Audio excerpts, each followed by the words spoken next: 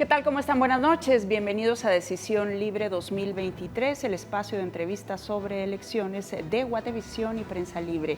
Esta noche continuamos con el análisis y les cuento, hemos invitado a nuestros estudios a Manuel Sánchez de Nogués.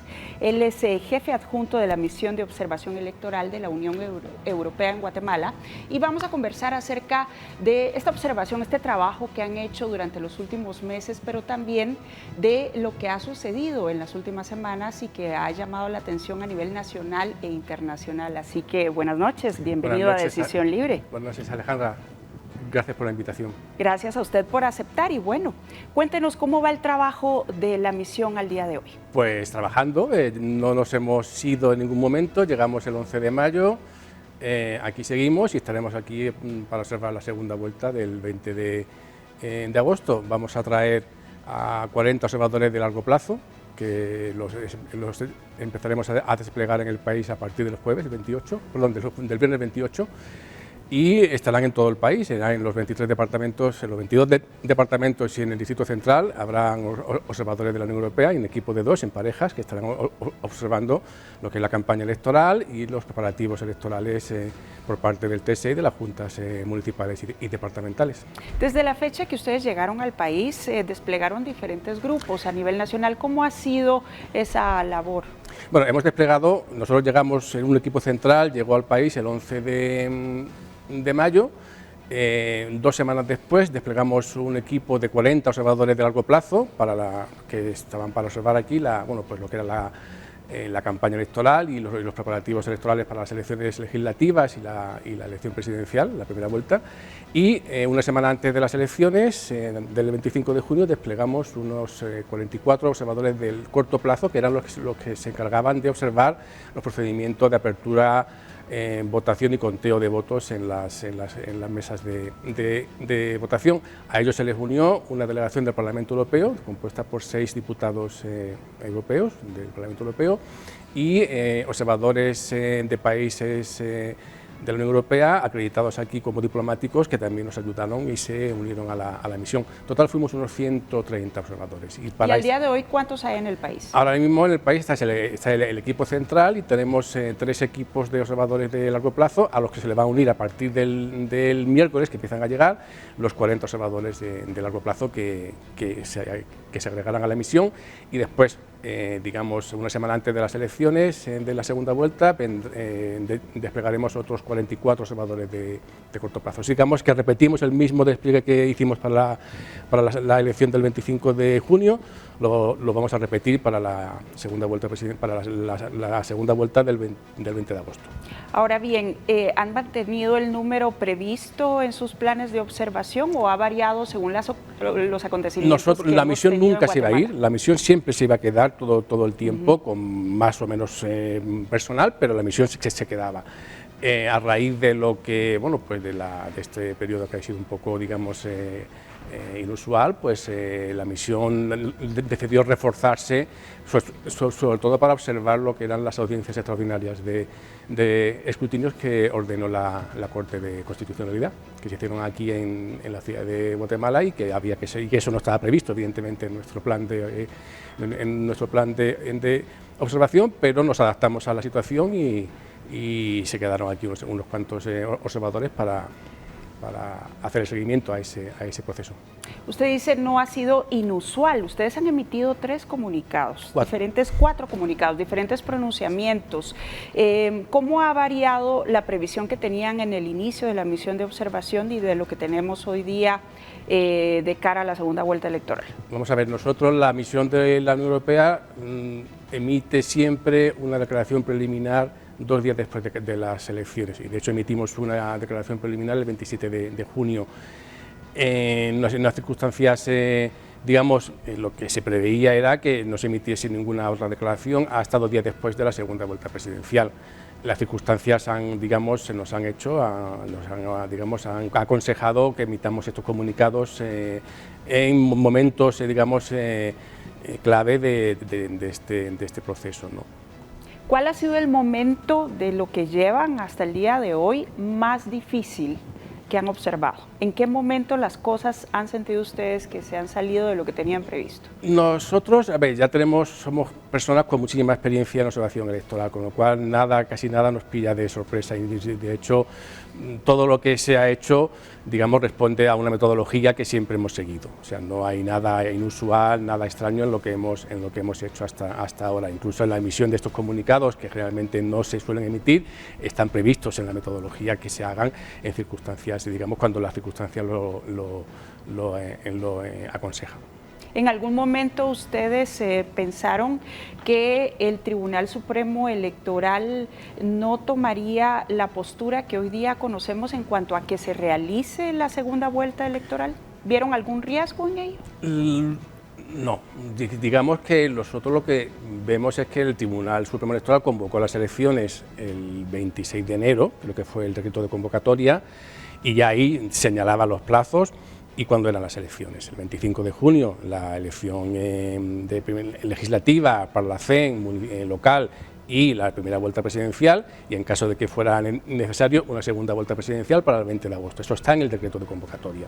O sea, no hay nada, eso se iba a celebrar así, no habría por qué pensar que eso no iba a ser así.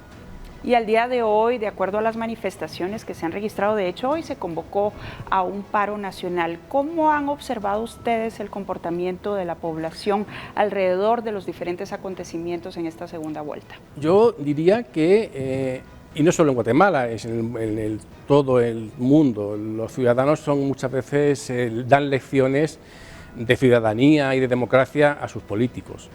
Y eso es lo que ha pasado en Guatemala. Pasó en la primera vuelta, en la elección del 25 de junio, que fueron unas elecciones donde hubo una alta participación de los ciudadanos, que demostraron un espíritu cívico y democrático, digamos, indudable, que eso además nosotros lo destacamos en nuestra declaración preliminar y, digamos, lo darán también, esperamos, en el 20 de agosto. No creo que, como he dicho, los ciudadanos muchas veces son mejores, no solo en Guatemala, en todo el mundo, que sus políticos.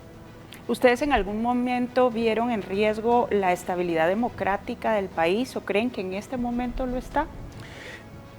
Nosotros, como misión de observación electoral, no hacemos ese tipo de comentarios. Nosotros tenemos un mandato muy claro, que es la observación de la elección, ¿no? Ya, digamos, valoraciones más políticas no nos corresponde a nosotros como misión hacerlas. ¿Cree que al momento se ha respetado la línea de lo que ustedes han comunicado en sus diferentes pronunciamientos? Nosotros lo que hemos dicho era, en los distintos pronunciamientos hemos señalado dos cosas importantes. Uno, que se respetase la voluntad de los ciudadanos expresada en las urnas, y eso tiene una doble vertiente, la vertiente de que el Tribunal Supremo Electoral oficializase los resultados, que lo hizo el 12 de julio, exactamente, una vez que acabaron las audiencias extraordinarias de escrutinios, y la segunda vertiente de que se respete la voluntad de los ciudadanos es que las personas, los candidatos electos, digamos, tomen posesión de sus cargos cuando tienen que tomarlo, que es a partir del 14 de enero de 2024. Eso lo hemos dicho, hemos hablado claramente de respetar la voluntad de los ciudadanos expresada en las urnas. También hemos hablado de hostigamiento y acoso al Tribunal Supremo Electoral por parte de la Fiscalía Especial contra la Impunidad y un juez que están tomando una serie de medidas que han resultado en allanamientos dos allanamientos al Tribunal Supremo Electoral y un allanamiento al Movimiento Semilla. ¿Cree usted que al día de hoy se ha respetado entonces esa línea que ustedes han comunicado? Nosotros, en principio, entendemos que hemos hecho unos comunicados y digamos, la dinámica que se está estableciendo por el momento indica que sí. ¿Qué es lo que más les preocupa al día de hoy como misión de observación? ¿Qué es lo que más nos preocupa? Pues, digamos, lo que hemos dicho en los comunicados, que se respete la voluntad expresada por los ciudadanos en las urnas. Yo creo que eso es lo más importante en este momento. ¿Ven ustedes algún riesgo de aquí al 20 de agosto? Vemos vemos que se están organizando las elecciones, que el Tribunal Supremo Electoral y las juntas departamentales se están organizando y preparando, haciendo los preparativos para la segunda vuelta presidencial. De hecho, está habiendo jornadas de capacitación para los miembros de la Junta Receptora de Votos. El fin de semana pasado, ha habido una especie de capacitación especial para las juntas departamentales. O sea, los preparativos están en marcha y eso es importante. Los candidatos están haciendo campaña, que era importantísimo, o sea, hasta que no se oficializaran los resultados el 12 de julio pasado, no han podido empezar a hacer campaña. Los dos están haciendo campaña, los dos partidos, cada uno en su lugar. La cosa está yendo por donde tiene que ir. Digamos, pero una cosa son los preparativos y otra cosa son los procesos judiciales y los acontecimientos que hemos visto en los últimos días. ¿Qué es lo que ustedes observan? ¿No les preocupa eso de aquí al 20 de agosto? La Corte de Constitucionalidad ha señalado que hay que respetar la fecha del 20 de agosto y digamos que con los candidatos y los partidos, que ha señalado que las elecciones han señalado y que el TSE oficializó, que son el señor Bernardo Arévalo por el Movimiento Semilla y la señora Sandra Torres por el partido, por la UNE. Y eso se está respetando. Ahora bien, usted ha estado en diferentes misiones en Latinoamérica y en el mundo a lo largo de los años. En ese sentido, ¿cómo definiría el proceso electoral que se está viviendo actualmente en Guatemala? Nosotros no comparamos procesos electorales, no hacemos la lección primera de observación electoral cuando uno hace un curso sobre observación electoral, es que no se comparan procesos electorales de distintos países. Porque claro, el contexto de cada país es diferente, sí. Sin embargo hay rasgos en la región, ¿sí? Como región, como países. ¿Qué es lo que ustedes notan en ese sentido, de acuerdo al trabajo que han hecho en estos meses en Guatemala? Notamos, pues que las elecciones se están llevando a cabo con dificultades, pero se está llevando a cabo el proceso y que eso es lo importante. ¿Hay dificultades? Sí las hay. ¿Las hemos señalado, pero el proceso está yendo hacia adelante. ¿Ustedes tienen confianza en que esto va a continuar? Nosotros no tenemos una bola de cristal, no le puedo decir. Nosotros estamos observando el día a día. La observación no es predecir nada, es observar lo que está pasando. Y de acuerdo a la experiencia de la primera vuelta, ustedes como misión de observación, ¿cómo se están preparando para la segunda vuelta? Pues estamos preparando con los mismos medios y con los mismos medios materiales y humanos que para la primera vuelta. O sea, como le he comentado, a partir del miércoles llegan 40 observadores de largo plazo que vamos a desplegar a partir del viernes por todo el país. Son 40 observadores de largo plazo de todos los países de la Unión Europea. En 20 equipos, o sea, son equipos de dos observadores que vamos a tener en todos los departamentos del país y la ciudad de Guatemala. Y ya cuando vayamos acercando a la jornada electoral, la semana de las elecciones, reforzaremos este despliegue con 44 observadores de corto plazo, que son aquellos que se encargan principalmente de la observación de la jornada electoral, de la apertura de las mesas, del conteo, de la votación, del conteo y la transmisión de resultados. ¿Van a mantener el número o cree que a partir de lo observado en estos días va a ser necesario tener más colaboración? Vamos a mantener el número que teníamos previsto, que son estos 40 de largo plazo, 44 de corto plazo, más una delegación del Parlamento Europeo que ya estuvo aquí para la primera vuelta. Mantenemos el despliegue que habíamos previsto. Y a partir de esa experiencia, ¿ustedes creen que es necesario mantener la observación en los mismos focos o van a fortalecer otros? Nosotros vamos a observar las elecciones como siempre lo hacemos. Nosotros tenemos la observación de la Unión Europea, es una observación integral, que quiere decir que observamos todo el proceso electoral, con las características de una segunda vuelta electoral, que hay cosas que no se tienen que observar, como es el padrón ya está observado, o sea, observaremos los preparativos del Tribunal Supremo Electoral y de las juntas departamentales y municipales hacia estas elecciones, observaremos la campaña electoral y observaremos lo que es el procedimiento de votación, conteo y transmisión de resultados electorales. ¿Cuál sería el procedimiento una vez terminada la segunda vuelta electoral, es decir, en el día de elección? ¿Cuántos días después ustedes se tomarán para emitir ese informe final? Emitiremos una declaración preliminar 2 días después de del día de la jornada electoral, o sea, el 22 de agosto. La cito a usted para que será un digamos, evento público donde presentaremos en rueda de prensa nuestra declaración preliminar, que quiere decir que es una declaración donde, digamos, relatamos todo lo que hemos observado con nuestras conclusiones hasta ese momento. Luego, nosotros, la misión permanecerá aquí unos días y volverá al país 2 o 3 meses después, 2 meses, digamos, o mes y medio, 2 meses, a presentar un informe final, que es un documento mucho más detallado, más exhaustivo, que contendrá recomendaciones para mejoras de futuros procesos electorales en Guatemala. Ahora bien, de acuerdo a lo que escucho que usted nos está contando, pareciera que la visión que se tiene no coincide con la crisis política que se está viviendo en este momento. Entiendo que usted, como representante de una misión de observación, no puede emitir opinión hasta cierto punto más allá de los comunicados. Exacto. Sin embargo, en la población en general hay preocupación por el estado de la democracia en el país. Sí. En ese sentido, ¿cuáles serían las recomendaciones de acuerdo a lo que ustedes han visto? Todavía dejé que acabe el proceso electoral y ahí ya presentaremos las recomendaciones. Pero digamos, ustedes han vivido en estos días sí. esta crisis. Sí, evidentemente hemos vivido esta crisis, la hemos observado muy de cerca, hemos emitido 4 comunicados y déjenos un poco, digamos, que reflexionemos sobre todo lo que hemos observado para poder hacer unas buenas recomendaciones que ayuden a mejorar los futuros procesos electorales si, digamos, el pueblo de Guatemala y sus representantes tienen a bien acogerlas. Bien, en ese sentido, usted ya nos explicaba que están preparados para todo tipo de incidentes en un proceso electoral y que lo que hemos visto en el país pues no sale de lo previsto en diferentes campañas de acuerdo a la experiencia que han tenido alrededor del mundo, pero sí que ustedes podrían haber tenido una expectativa de lo que se tenía planificado o en mente que podría pasar en Guatemala y los escenarios que estamos recibiendo ahora. ¿Fue drástico ese cambio? No, vamos a ver, cuando uno observa elecciones tiene que estar preparado, tiene que ser lo suficientemente flexible para, digamos, estar preparado para cualquier eventualidad.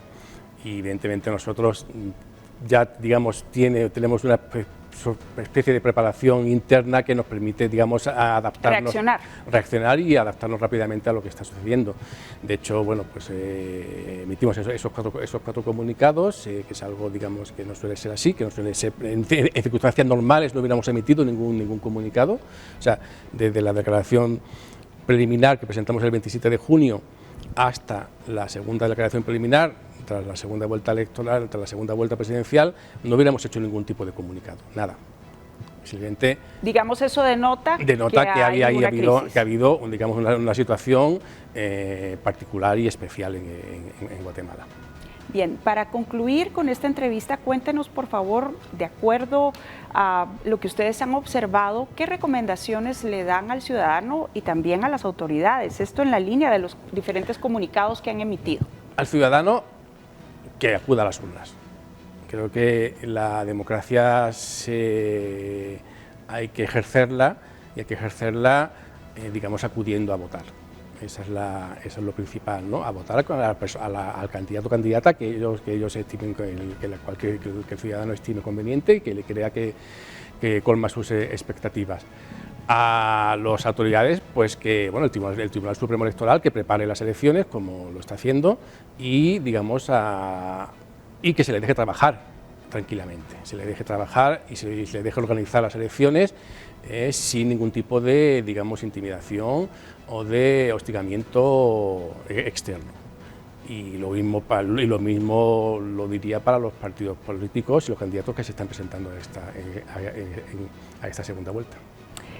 Cuando estábamos en la primera vuelta electoral, tuvimos también una conversación con el jefe de la misión de la Unión Europea en Guatemala, Jordi Cañas, y él nos explicaba que parte del trabajo de la misión es reunirse con los diferentes sectores de la sociedad para escuchar testimonios y conocer sus puntos de vista sobre cómo se está desarrollando este proceso. ¿Ha variado esa dinámica de acuerdo a los acontecimientos que se están registrando en las últimas semanas en el país? La metodología de trabajo es siempre la misma. O sea, nosotros nos reunimos con, y digo todo el mundo, es decir, todo el mundo. Y eso no ha cambiado. Eso lo seguimos haciendo independientemente de las circunstancias especiales en las que estamos. ¿Y hay más personas que los han buscado a ustedes para dar su testimonio de lo que está pasando? Sí, sí. ¿O se ha tenemos equipos, hemos tenido siempre equipos de observadores de largo plazo, que llamamos equipos móviles, que han estado durante todas estas semanas por el terreno, en los distintos departamentos, y ellos han tenido con lo que nos reportan estos equipos es que, bueno, pues están siendo, que los llaman, que los buscan, que quieren hablar con ellos. ¿Y esto es de parte de sectores o de la misma población? Sectores y población, ambos. Los ven, o sea, nos ven con nuestros chalecos, con nuestra visibilidad, y la gente se nos acerca y nos preguntan y nos dicen y nos comentan sus expectativas, sus ilusiones, preocupaciones también. ¿Y alrededor de qué temas van esos comentarios? Ahora mismo no le podría decir exactamente con detalle los temas, pero la gente lo que expresa es su confianza, también su confianza en que digamos se respete la voluntad de los electores expresadas en las urnas. Bien, pues bueno, le pedimos entonces que nos dé su conclusión acerca de lo que se espera para los próximos días. En todo caso, ¿cuál sería su previsión de acuerdo al trabajo que realiza la misión? Yo no soy mago, no soy adivino, o sea, no le puedo decir cuál es mi previsión. Nosotros analizamos el día a día. Pero sí tiene una percepción en función del trabajo que han realizado. Sí, evidentemente. Nosotros la previsión, trabajamos con que las elecciones van a ser el 20 de agosto, con los candidatos que se han presentado, que obtuvieron el mayor número de votos en la primera vuelta electoral. Digamos, como misión, ustedes mantienen la confianza que la segunda vuelta electoral sigue adelante. Claro, sí. Bueno, pues le agradecemos mucho habernos acompañado esta noche en Decisión Libre 2023. Es Manuel Sánchez de Nogués. Él es el jefe adjunto de la misión de observación electoral de la Unión Europea en Guatemala. Buenas noches. Vamos a la primera pausa del programa y ya volvemos con más. Gracias por continuar con nosotros. Esto es Decisión Libre 2023. En esta segunda parte del programa hemos invitado al analista independiente Roberto Wagner para conversar con él acerca de las diferentes reacciones internacionales que se siguen registrando en las últimas horas, en los últimos días, sobre el estado de la democracia en el país, lo que estamos viviendo de cara a esta segunda vuelta electoral. Así que, Roberto Wagner, buenas noches, bienvenido de nuevo a Decisión Libre. Buenas noches, Alejandra, es un gusto estar acá. Bueno, la pregunta sería, ¿qué opinión le merece estas últimas reacciones? Hoy, por cierto, tuvimos la declaración de otro funcionario del Departamento de Estado. Bueno, si pensamos en lo que es particularmente el Departamento de Estado, pareciera muchas veces que están jugando a un juego del gato y el ratón. Comunicados por redes sociales, haciendo un llamado a ciertas instituciones a que se respete la voluntad popular expresada en las urnas de la elección general. Pero de repente vemos una nueva lista que se publica que claramente es coyuntural. Y la cuestión es que muchos a veces esperan algo más contundente de parte de Estados Unidos. Y aquí entramos en esa situación bastante complicada que, voy a emitir una opinión muy poco popular. Nos gustaría tal vez que venga un tercero y que sacuda al país y que, digamos, aquellos que tal vez la mayoría o muchas personas consideran que están actuando de una manera incorrecta o corrupta o tergiversando este proceso, pues se caigan de todo eso.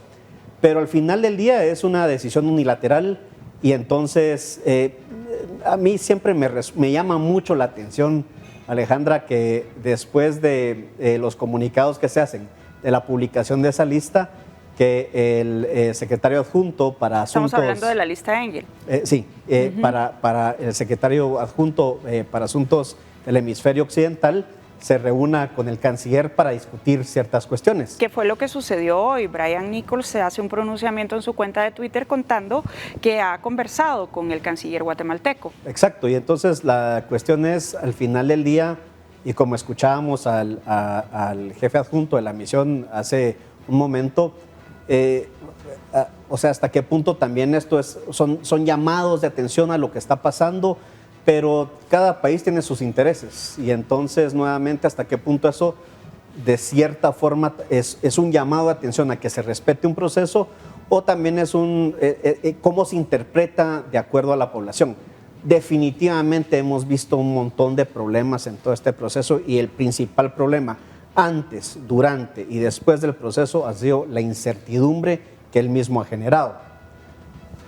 Y dicho esto, y la cantidad de actores que han participado. Digamos, esa incertidumbre se percibía a nivel local, pero ahora esto ha trascendido fronteras. Hay pronunciamientos de diferentes partes del mundo, expresidentes, actuales funcionarios de Estados Unidos. Se percibe a nivel local, pero digamos, tenemos una serie de embajadas que es parte de su trabajo. Su trabajo específicamente también es comunicar esto.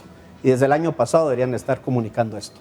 Y entonces, nuevamente, pareciera que hay una postura demasiado laxa, demasiado, no voy a decir diplomática, pero demasiado suave en cuanto a cómo se está desarrollando el proceso, en cuanto a cómo afecta esta incertidumbre. De parte de los representantes de los diferentes países. Al final del día, digamos que nuevamente digo que pareciera que es ese juego en donde el gato juega con el ratón antes de venir y dar el testarazo, ¿no? Pero digamos, ¿es parte de la posición de los diplomáticos ser cautos, mantenerse al margen o cómo tendría que ser según su experiencia?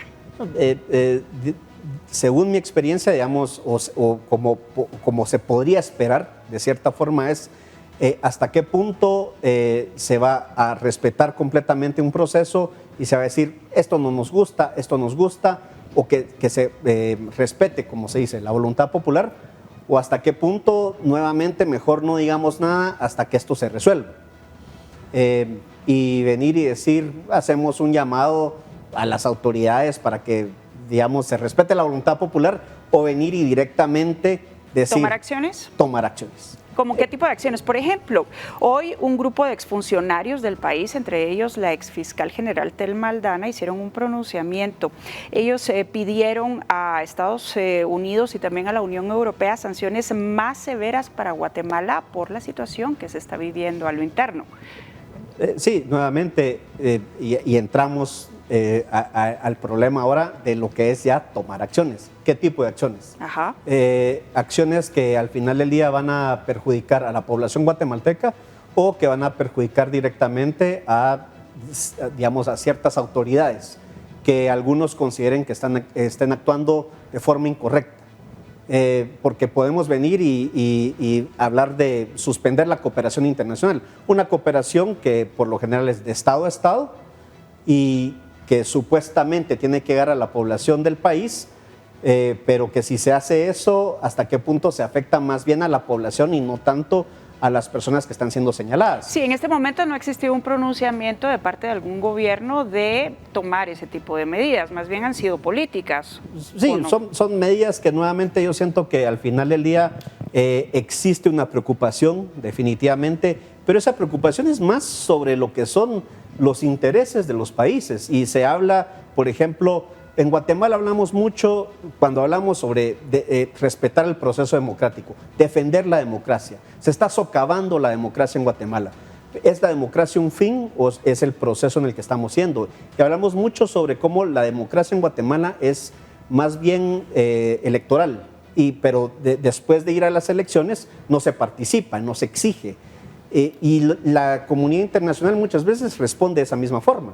Responde de una forma electoral, como con el respeto que se merece que el jefe adjunto de la misión de observación de la Unión Europea. Antes, ellos no pueden emitir ciertos comunicados y demás, pero la Unión Europea, de cierta forma, la misión permanente de la Unión Europea en Guatemala, independientemente cuando pasamos procesos en el país donde hay situaciones en donde se señala corrupción, donde hay dudas de que se está actuando mal y que tiene que ver muchas veces con procesos de cooperación internacional, nadie dice nada. Entonces, ¿hasta qué punto también tenemos que venir y entender este proceso, lo complejo que es, lo complejo que ha sido, pero hasta qué punto también la comunidad internacional está, digamos, haciendo el mínimo posible o podría ser más? Y si pedimos que haga más, ¿hasta qué punto eso es intervención extranjera? Pero pongamos ejemplos, según usted, según su experiencia, y de acuerdo a lo que estamos viviendo en el país, ¿cómo tendría que ser esa reacción de la comunidad internacional? ¿Como la hemos visto hasta el día de hoy o podría haber otras cosas? No, veamos, por ejemplo, por dar un ejemplo muy claro, el caso de Nicaragua. El caso de Nicaragua fue un caso que de cierta forma fue desarrollándose desde el 2007 hasta cierto punto. En el 2010 empieza ya a acercarse a una frontera de no retorno y es hasta que se llega un momento en el 2018 en donde vemos manifestaciones y vemos una represión de parte del gobierno que todos pegan el grito al cielo. Pero estamos hablando de prácticamente entre 11 y 8 años de ese proceso. ¿Qué es lo que se piensa hacer entonces? Digamos, aquí se está diciendo, no, que se han dado comunicados, Guatemala está cerca de Nicaragua y se dicen este tipo de cosas. Entonces, ¿qué se va a hacer? ¿Se va a hacer algo para prevenir eso o solo se va a jalar orejas? Y la cuestión está hasta qué punto se va a decir, no vamos vamos a suspender cooperación, vamos a, digamos, a emitir ciertas sanciones contra ciertos actores más allá de una lista, o mejor quedarse callados, ¿no? Y decir, vean, nuevamente sí, esperamos que se respete la voluntad popular, pero si hablamos del Departamento de Estado, siempre, nuevamente, esta dinámica es demasiado confusa. Llamados a que se respete el proceso, una lista y después me voy a reunir con el canciller. O sea, al final del día, o sea, es como los chicos que agarran una flor y quitan pétalos y dicen, te amo, te odio, te amo, te odio.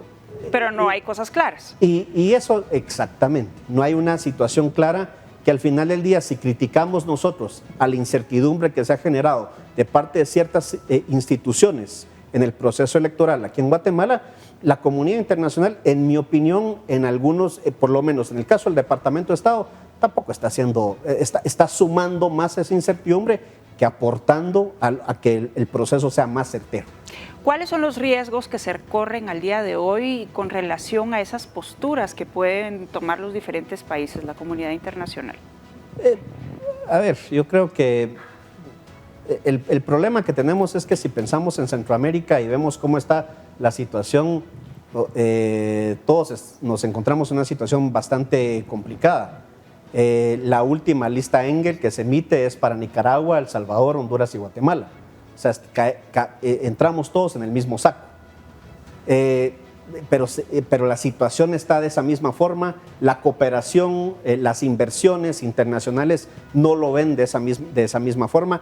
En Nicaragua, por ejemplo, sí hay sanciones, en otros países no las hay. La inversión que puede variar de quién es el que invierte, pero las calificaciones se mantienen positivas de un lado, no tan positivas de otro digamos, lado. ahí es como un efecto colateral. Una cosa son las sanciones, es decir, las medidas que toman gobiernos como el de Estados Unidos para este tipo de acontecimientos, y otra cosa es que empresas a nivel mundial decidan no invertir en Guatemala por la situación política o la crisis que se está viviendo. Sí, pero esas empresas invierten de parte de lo que son también las calificaciones internacionales que hacen ciertas instituciones. Entonces a eso iba con mi pregunta, ¿cuáles son los riesgos en los que se encuentra en este momento el país?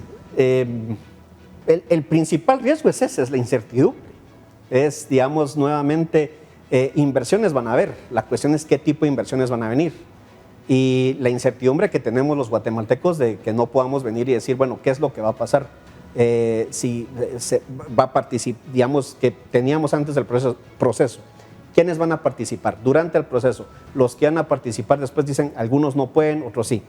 Y ahora, después del proceso, si al final sí participa el Movimiento Semilla y la Unidad Nacional de la Esperanza.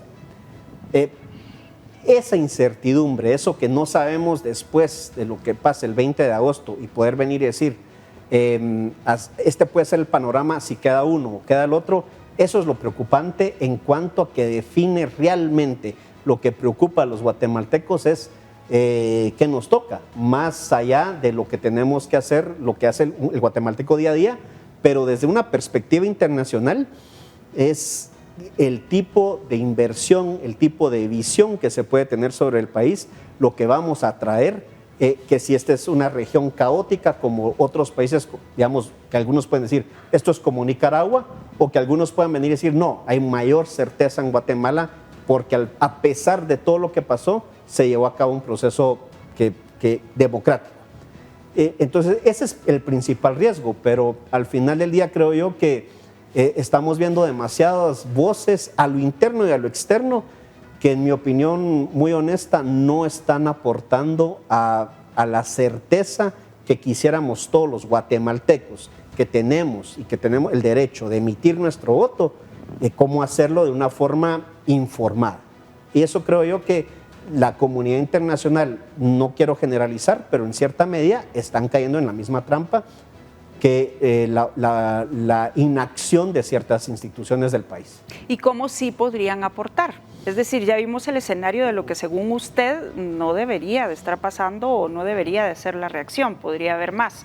¿Cuál debería ser entonces? O sea, deberían de venir y emitir su opinión de una forma más drástica, ¿no?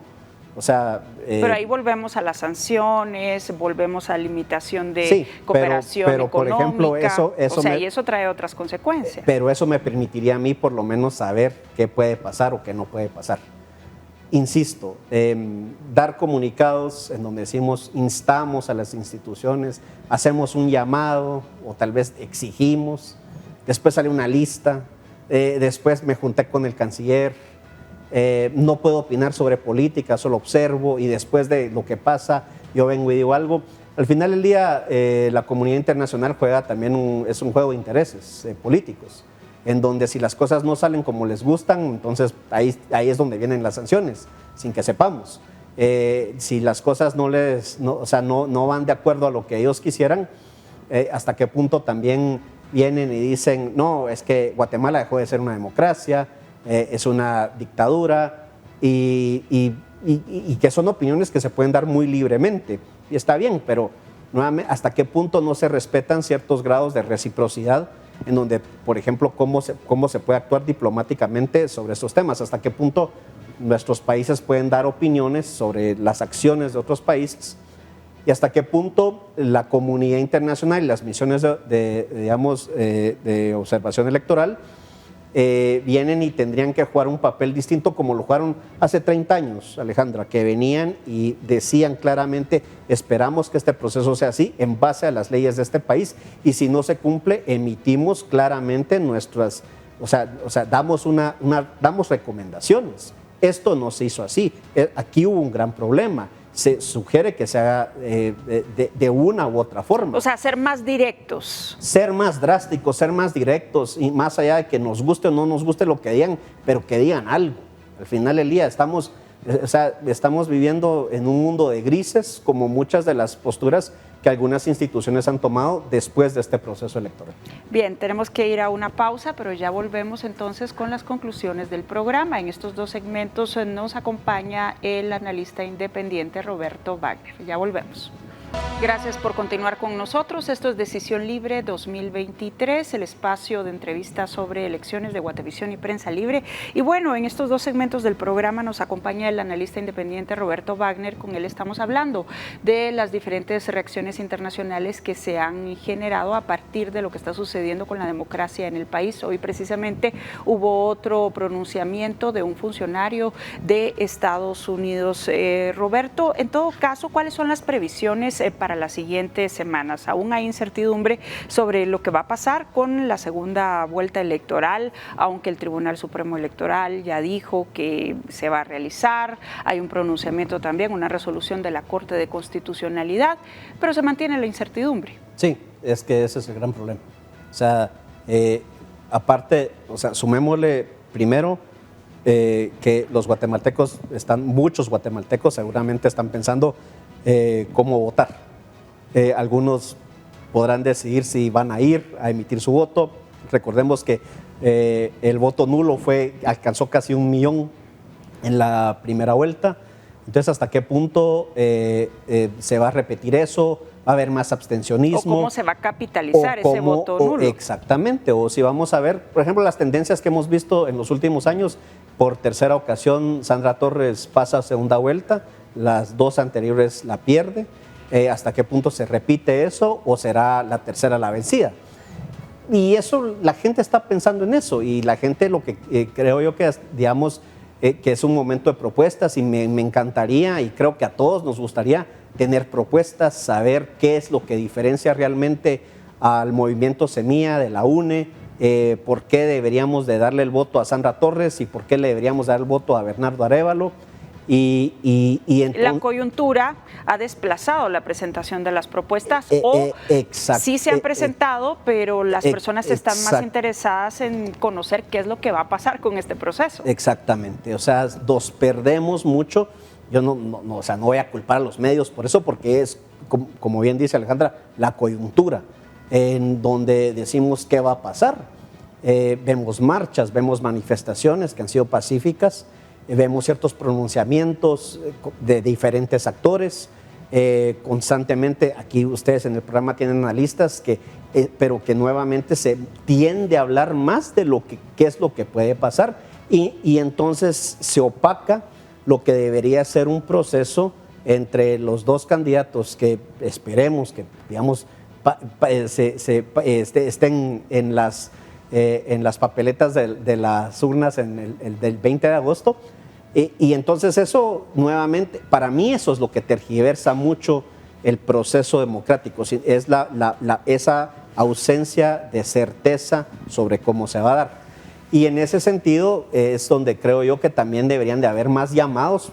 Yo aprovecho el espacio para venir y hablar de eso, que ya existan esos llamados a que Sandra Torres y que Bernardo Arévalo empiecen a presentar propuestas. Ojalá hayan debates en donde se pueda conocer mejor esas propuestas entre ambos, y que la ciudadanía esté lo mejor posible informada sobre eso, y que se empiecen a disipar las dudas sobre si va a haber segunda vuelta, si no, si qué va a hacer la Corte, que el MP.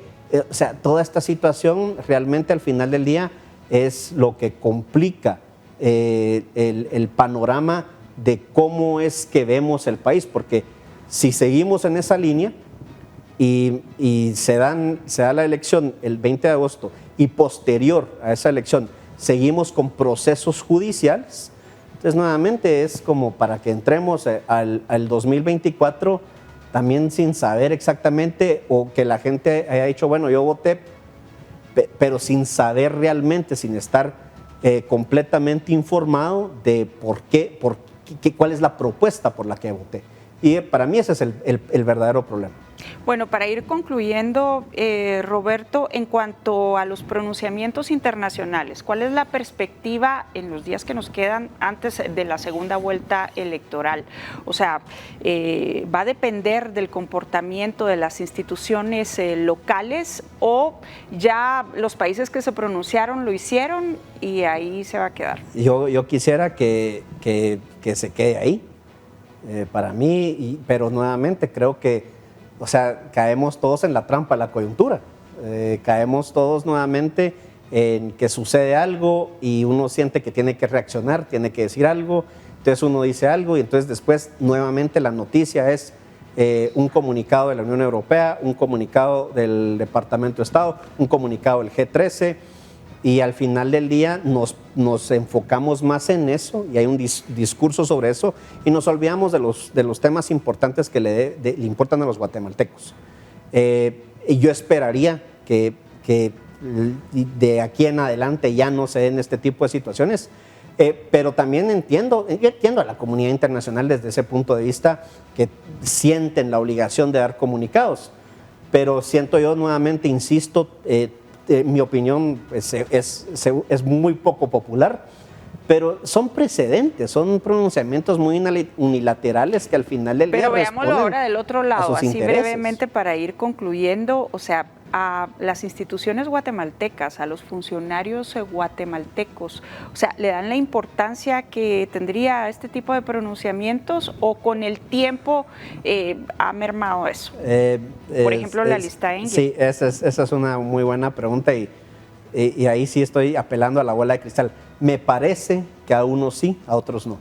Pero ahí nuevamente yo creo que cuando sean estos pronunciamientos hay algunos funcionarios que pueden reaccionar de una forma que sí atente más a crear más confusión e incertidumbre al proceso que venir y tomar decisiones que den una certeza al proceso. Y eso, por eso es, digamos, que nuevamente es una opinión un poco popular, pero siento yo que seguimos envueltos en una coyuntura que no nos permite realmente tener la certeza de llegar al 20 de agosto bien informados. Bien, ya para concluir, 30 segundos, ¿cuál sería su previsión de aquí al 20 de agosto?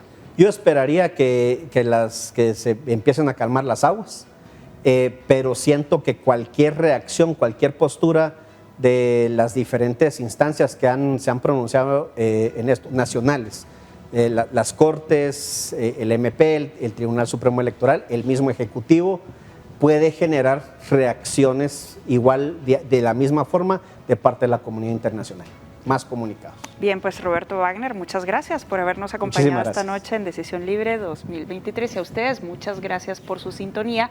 Les recuerdo que pueden ver la repetición de este programa mañana a partir de las 15 horas, siempre por Guatevisión y por supuesto consultar nuestras diferentes plataformas, tanto Prensa Libre como Guatevisión. Así que muchas gracias, buenas noches, que descansen.